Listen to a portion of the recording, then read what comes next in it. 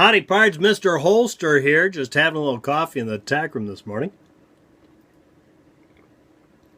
This is what I want to talk about. I got my friend Jack's gun out. It's a Ruger Match Champion, in case you haven't seen it before. And this one is in 357 Magnum. And I was looking at, on the gallery of guns today, I was looking at the Ruger Match Champion in 10 millimeter. And my thoughts on that are, that would be a great gun in a revolver, but I think you need to have a 6-inch barrel to really get the full use out of that cartridge. And in a 4-inch barrel, it's almost there, but it really doesn't do it for me because I'm not getting the full use out of that cartridge, and you're going to have a lot of muzzle flash, which for defensive purposes, I don't like a lot of muzzle flash. It's one of the reasons I've never really cared for porting in a defensive firearm.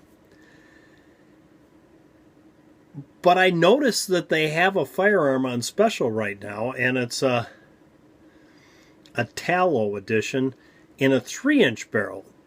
The Ruger GP100 WCGP is what it's called. It's a Wiley Clapp inspired edition or something. Don't ask me. But it has the same sights as Jack's GP100. I thought I'd mention that. Kind of a neat gun in 10 millimeter with a 3-inch barrel. And it's got the smaller rubber grips with the wood insert. Actually, a fantastic looking gun. But again, now you're down to 3 inches. You're really not utilizing that cartridge. And I looked at that and I thought, you know, if you could shoot 40 Smith & Wesson out of that gun, that would be a fantastic carry gun. So I started doing a little looking around on the internet because I know this is just something I was doing for fun because, yeah, Mr. Holster has no money to buy these guns. But I was doing a little research on the internet, and I'd heard this from other people that the 40 Smith & Wesson won't work in the GP100 10 millimeter because it's chambered to take the cartridge without using the moon clip if you want. In doing that, they've made the chambering so it rests on the cartridge rests in that chamber, so you can do that. And when you put the 10 millimeter in with the moon clips, they've got those moon clips really as thin as they can make them. And when you put the 40 Smith & Wesson in there, when the 40 Smith & Wesson goes in, the head of the casing on the 40 Smith & Wesson is far less than the 10 millimeter, you see. So now it moves you out far enough from the firing pin that it's not piercing all the primers when you try to do that.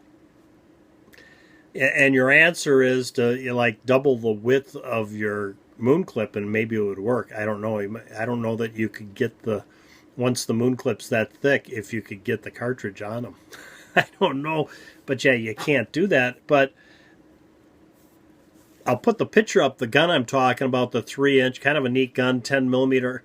And I'm looking at that and thinking that would be a great gun if Ruger would make that in 40 Smith & Wesson. That's what I think. I know 40 Smith & Wesson isn't so popular right at the moment, but it really is a good round. I like it a lot more than the 9 millimeter, and it's got a lot going for it. Even when you go from 40 Smith & Wesson up to 45, I'm not so sure I like the 45 better than 40 Smith & Wesson. I think there's a lot to be said for both. Yeah, you lose a lot of bullet weight in the 40 Smith & Wesson, but you lose a lot of speed and penetration on the 45, and it's hard to decide either or. I don't have a problem with the 40 Smith & Wesson. I like the 40 Smith & Wesson a lot, and of course I carried that G23 for years.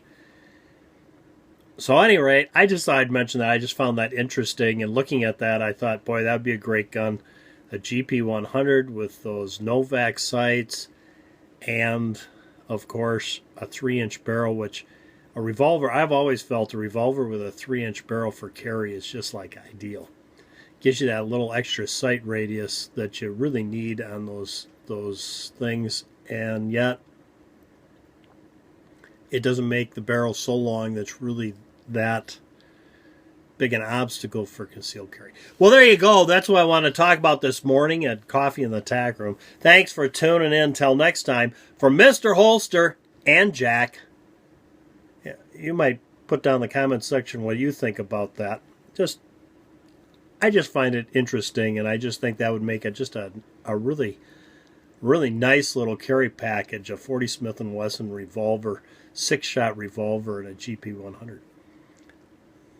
It would be easy to shoot with that nice kind of heavy little anvil Ruger GP100, and the 3-inch barrel would be easy to conceal, especially with those smaller grips. Thanks for tuning in again, guys. Till next time, from Mr. Holster and Jack, go out and stay safe. That's 6 minutes of your life you'll never get back again.